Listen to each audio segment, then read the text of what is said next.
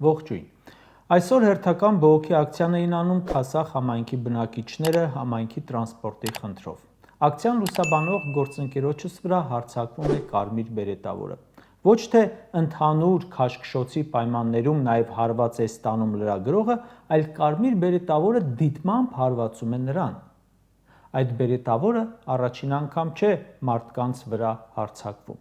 Վերջին տարիներին քանի բողոքի շարժում տեղի ունեցել, այդքան ջարդարարություն է արել։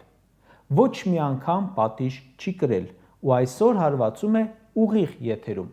աշխատանքային պարտականությունները կատարող լրագրողին։ Ասում են, թե աշխատանքից ազատել են, բայց ճիշտն ասած չեմ հավատում։ Այդ ջարդարարների վրա է հենված Նիկոլի իշխանությունը, ինչի պիտի ազատեն։ Բացի այդ կարմիր գլխարկը քրեական օրենսգրքով նախատեսված արարք է կատարել, աշխատանքից ազատումը բնավ բավարար չէ։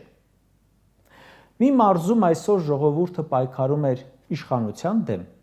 որոշումների դեմ նրանց, մյուս մարզում բնական աղետների դեմ, եւ դժվար է իհարկե պատկերացնել, թե որ մի աղետն է ավելի ծանր ու քայքայիչ։ Թեև մեր տարածաշրջանը ցնցվում է Իսրայել-Իրան հակամարտությունից, որը շատ լուրջ սպառնալիքներ է պարունակում նաև Հայաստանի համար,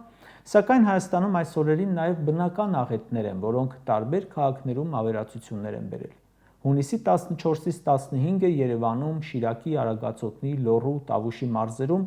ուժեղ քամու, հորդառատ անձրևի, կարկուտի հետևանքով ավերածություններ են եղել։ Շատ է վնասը ապարանում։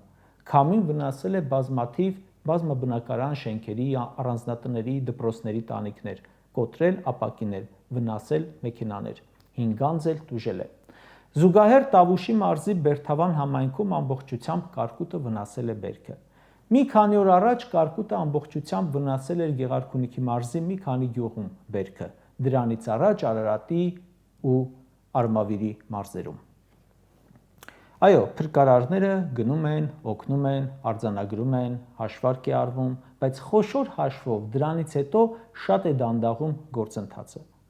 Հունիսի 11-ին Ճամբարակում գազից պայթյուն եղավ, շենք փլվեց, 12 վիրավորի տարան հիվանդանոց, 5 մարդ զոհվեց։ Քանի տարի կպահանջի, որ այդ մարդկանց համար շենք սարքի այս կառավարությունը։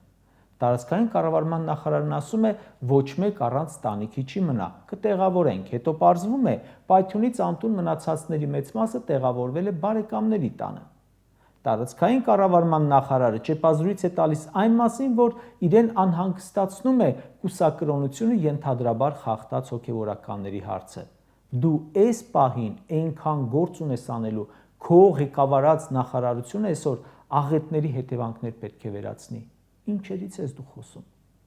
Ու երբ նայում ես ովքեր ու ոնց են այդ աղետների հետևանքները վերացնելու, մտածում ես, որ մենք իրոք շատ ավելի մեծ աղետի մեջ ենք։ Հիշում եք, երբ կառավարությունը որոշեց կարկտի համար գյուղացիներին չապահովագրել, Նիկոլն արդարանում էր, թե դե մարդիկ գիտեն, որտեղ է կարկուտը լինում, այնտեղ են ցանում։ Հիմա էլ կարող են չփոխհատուցել ու ասել, գիտեին, որտեղ է տորնադո լինելու, այնտեղ էին տուն սարքել։ Աբսուրդ է, բայց սրանցից հեռու չէ։ Այս բնական աղետների հետևանքները վերացնող նույն կառավարությունն է, որը ուղիղ 13 ամիս առաջ Լոռու եւ Տավուշի մարզերում տեղի ունեցած աղետի հետևանքները հլը չի հաղթահարել, գոնե մասամբ։ Մայիսի 24-ին հիշում եք, աղետ եղավ, ջրհեղեղ, Ձորագետ եւ Դեբետ գետերի վարարման հետևանքով 4 զոհ ունեցանք, մոտ 850 շենք վնասվեց, միջպետական ճանապարհ վնասվեց, 24 կամուրջ վնասվեց, որոնց մեծ մասը դարձան շահագործման ոչ պիտանի, մոտ 200 ավտոմեքենա վնասվեց, այգիներ ոչնչացան, մարդիկ կորցրեցին անասուններին, որը միակ ապրուստի միջոցն էր։ Գույքագրելուց բացի ինչ են արել սրանք։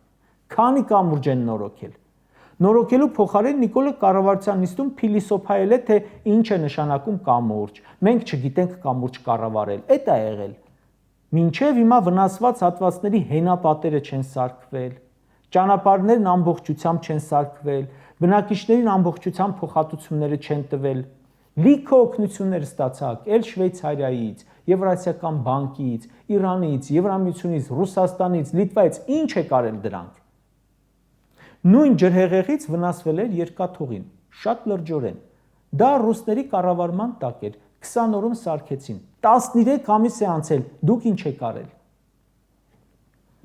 Կոնկրետ հաշվետվություն տվեք։ Գյուղ ոլորտով զբաղվող Պապոյանը թող հաշվետվություն տա, ինչ է արել իր ոլորտում, տարածքային կառավարումը, շրջակա միջավայրի նախարարը։ Հələ գնացեք հարցրեք, քանի օք է փոխհատուցումը լրիվ տեղ հասել։ Ու սրանց օրոք հիմա էլ կարկուտ ու փոթորիկ։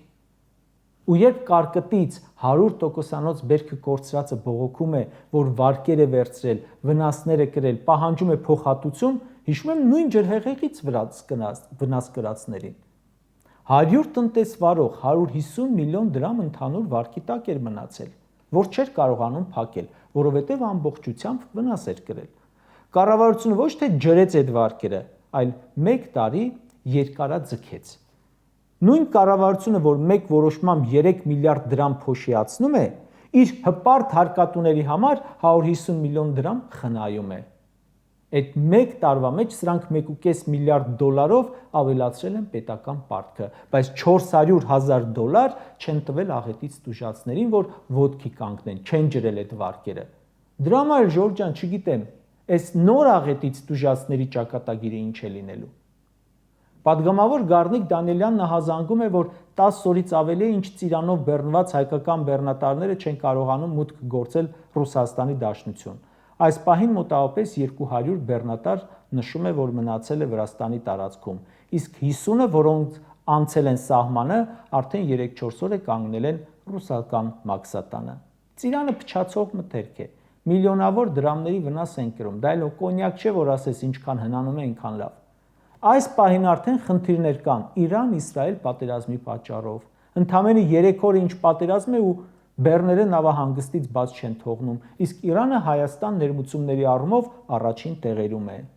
Սա էկոնոմիկայի նախարարի խնդիրն է, իսկ ինչ անում նա։ Հարցազրույց է տալիս Facebook-յան էջում հրապարակում է Նիկոլին Տանեկան թերթում այդ հարցազրույցը այն մասին, թե սրբապղծությունների շարք է բացահայտվելու։ Բերքը տամոժնյայում փչանում է, Պապոյան, թքած ունենք քո բացահայտումների վրա։ Ամենակարևոր բանը, որ սպասում ենք բացահայտվի, այս անգործությունը դիտմամբ է կանում, թե անկարողության արդյունքում է։ Կարճ ասած, աշխարհը փոխվում է շատ արագ։ Տեղի են ունենում պատերազմներ, որոնք այս ու այն կերպ կապված են մեզ հետ ազդեցության առումով։ Մենք ինքներս պատերազմի անմիջական վտանգի տակ ենք։ Բնակլիմայական պայմանների փոփոխության արդյունքում աղետներն են շատացել։ Այս ամենից դուրս գալու, դիմագրավելու համար պետք է ճգնաժամային կառավարություն։ Այսինքն կառավարություն, որը ոչ թե ճգնաժամեր է ստեղծում, այլ հաղթահարում է դրանք։ Սրանք հələ որ միայն ստեղծում են։ Ամեն տարի, ամեն ամիս մեզ նոր ճգնաժամեր են սրանք առաջարկում։ Այս իշխանությունը անկարող է եւ անպատասխանատու։ Ես այս իշխանության ղեկին գտնվողներից չեմ հիշում որևէ մեկին, որը երբևէ մեկի մատից փուշանած լինի, ինչ որ ոլորտ ղեկավարած ու զարգացրած լինի, բողոքել են, զազրախոսել են, թույն ու ատելություն են տարածել։